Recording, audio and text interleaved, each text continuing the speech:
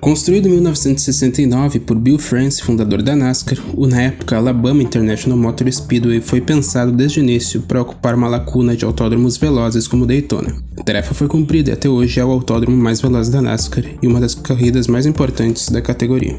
Mas nem tudo é um mar de rosas. Talladega teve um início conturbado, afinal de contas, com grandes velocidades vem grandes riscos. Ainda mais se a gente for ter em mente que o autódromo surgiu no final da década de 60, onde a segurança estava longe de ser prioridade. Até hoje, a família France manda e desmanda na NASCAR.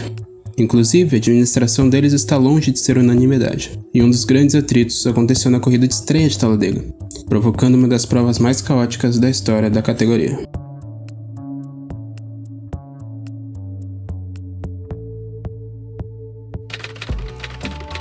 Em 1959 foi construído o Daytona International Speedway, a pista mais importante da NASCAR, palco da Daytona 500. Daytona é a Indy da NASCAR, isso não é nem um exagero. Essas foram as pistas que as respectivas categorias começaram, e até hoje são as principais corridas das mesmas. Inclusive, a construção de Daytona foi movida também pela ambição de ser mais rápida que Indianápolis. Entretanto, France ainda não estava satisfeito, e então 10 anos depois da construção de Daytona e o sucesso da pista, ele decide criar um autódromo mais veloz ainda. Bill France buscou então vários locais para um novo oval. As preferências eram Spartanburg na categoria do Sul, no sudeste dos Estados Unidos, mas não foi para frente por falta de incentivo e as chamadas Leis Azuis, que eram leis que proibiam certas atividades em dias específicos, como nos sábados e feriados religiosos. Além de um grande espaço, France buscava também um local que atendesse às necessidades de uma grande estrutura, além do apoio do governo para isentar impostos e possibilitar a segurança dessa nova pista. A busca ocorreu por mais um tempo, até que foi encontrado o lugar perfeito, uma antiga base da Força Aérea. O espaço enorme era ótimo para projetos da nova pista. A localização também era boa, próxima a Atlanta e Birmingham. Talladega era a cidade escolhida. A pista conta com curvas de 33 graus de inclinação. Maior e mais inclinada, de fato a pista foi feita para ser mais rápido que Daytona. Durante a construção do autódromo, Hump Wheeler, na época participava do programa Firestone da NASCAR, andou pelo autódromo junto com France e notou que as condições da pista eram muito diferentes de Daytona e compartilhou sua preocupação sobre se os pneus aguentariam a selvageria da nova pista. Ele disse que seria ideal que houvesse testes antes que ocorresse a primeira corrida, e France concordou. Nesse ano, haviam dois principais fornecedores de pneus para a principal divisão da NASCAR, a Firestone e a Goodyear. Em agosto de 69 aconteceram esses testes, para que fossem estabelecidos os pneus ideais para a corrida. As montadoras colocaram para o jogo compostos mais duros. Os pilotos estavam gostando de correr a 200 milhas por hora. No entanto, eles sabiam do perigo que ocorreriam com os pneus não tão confiáveis e com aquela pista com asfalto novo na Alabama. Com as velocidades só aumentando, sem os fornecedores encontrarem uma solução para o problema dos pneus, a preocupação de que um pneu estourasse em meio da corrida fez com que a Firestone pulasse fora. Isso queria dizer que somente os pilotos que possuíam compostos da Goodyear correriam.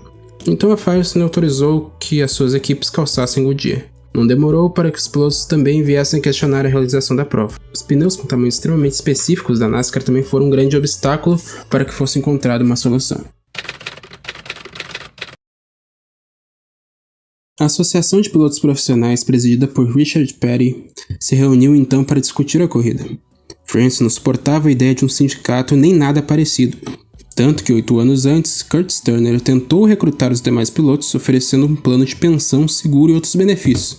France ameaçou punir quem fizesse parte disso. A maioria recuou então, mas Turner e Tim Flock seguiram firmes e foram banidos da NASCAR por France. Turner até voltaria a correr, mas Flock nunca mais correu na categoria. Mas o PDA não queria muita coisa. Inicialmente, eles queriam somente coisas simples, como uma estrutura adequada nos autódromos, com banheiros e áreas para que os familiares dos pilotos pudessem acompanhar as provas. Porém, à medida que os riscos se tornavam iminentes para a realização da prova, os pilotos começaram a pressionar a NASCAR para que houvesse alguma alteração na corrida, que proporcionasse mais segurança aos pilotos. France não deu ouvidos. Em meio às discussões, Bob Allison sugeriu limitar a velocidade dos carros em 180 milhas por hora. Bill acusou Allison de estar com medo de correr, o que deixou Leroy Yarbrough revoltado. Leroy deu um soco na cara de France, encerrando ali qualquer negociação entre as partes. Com isso, todos os 36 membros do PDA decidiram que não iriam correr a prova.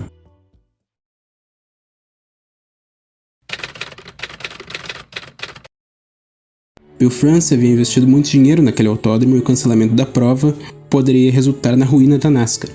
Para provar que era possível correr, o próprio dirigente da NASCAR foi à pista e deu algumas voltas nela. Mas isso não mudou nada na cabeça dos pilotos, afinal Francis estava 50 milhas mais lento do que os pilotos andariam.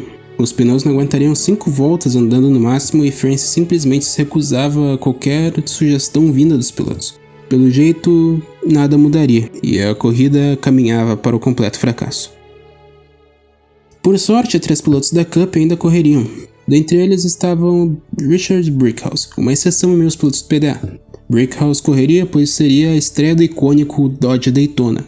Jim Van Diver e Bob Isaac seriam os outros 2 pilotos que correriam. A solução encontrada por Francis foi colocar os pilotos da segunda divisão da NASCAR, a Grand National Racing, para correr. O manda-chuva da categoria prometeu pagamentos extras e permitiu que eles usassem seus carros mais lentos. Sabendo disso, Perry, em nome da PDA, pediu aos pilotos da segunda divisão que não corressem, dando mais força ao boicote.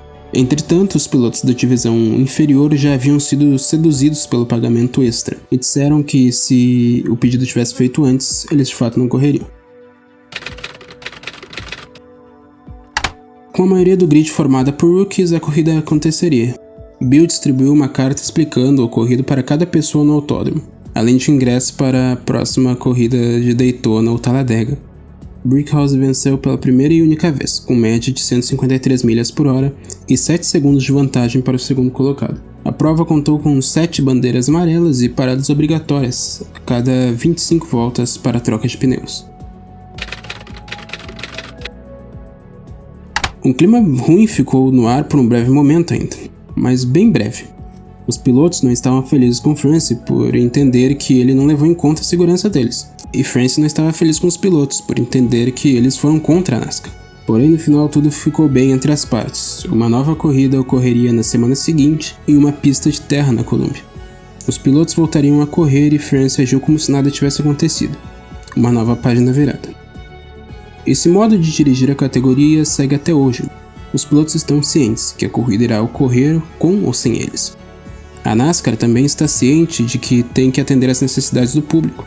Se eles prometeram corrida, haverá corrida. Essa é a fórmula da NASCAR, é assim que foi e é assim que sempre será.